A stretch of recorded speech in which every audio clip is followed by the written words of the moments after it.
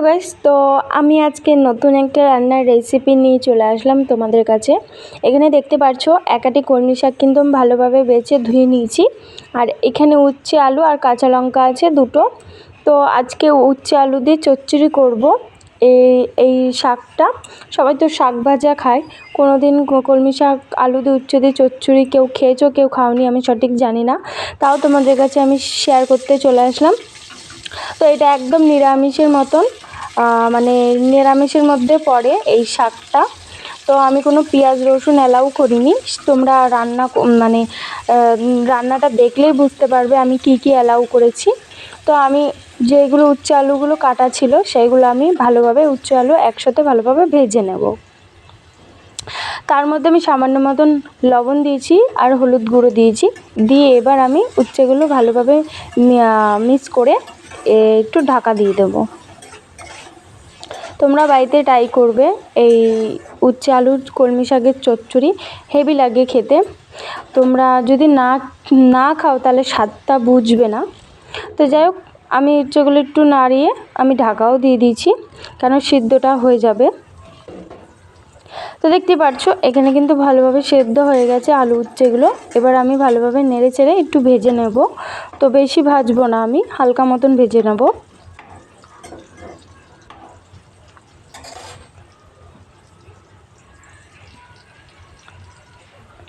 তো দেখতে পাচ্ছ এখানে উচ্ছে আলুগুলো ভালোভাবে একটু ভেজেও নিয়েছি। তো কোনো কাঁচা কাঁচাই নেই আর ভালোভাবে সিদ্ধও হয়ে গেছে।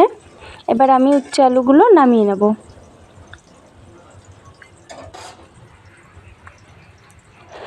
তো উচ্ছে আলুগুলো আমার নামানো হয়ে গেছে। আমি এই তেলের মধ্যে কয়েকটা পাঁচফোড়ন দিয়ে দেবো, দিয়ে এবার আমি একটু নেড়ে চেড়ে শাকটা দিয়ে দেবো।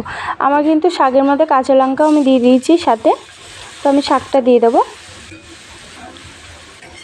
শাকটা দিয়ে এবার পাঁচফোড়নের সাথে ভালোভাবে নেড়ে চেড়ে নেব।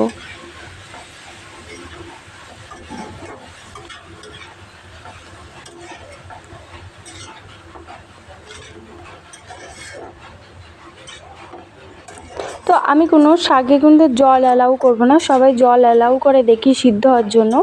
আমি কিন্তু যেটুক শাকে জল ছিল মানে জলটুক বেরায় আমি সেই মধ্যেই সিদ্ধ করে নেব ভালোভাবে। আমি তার মধ্যে আগে একটু হলুদ গুঁড়ো দিয়ে দেবো। হলুদ গুঁড়ো দেওয়ার পরে এবার যে ভাজা থাকা উচ্ছে আলুগুলো সেগুলো আমি একসাথে দিয়ে দেবো, দিয়ে এবার আমি ভালোভাবে একটু নেড়ে চেড়ে নেব।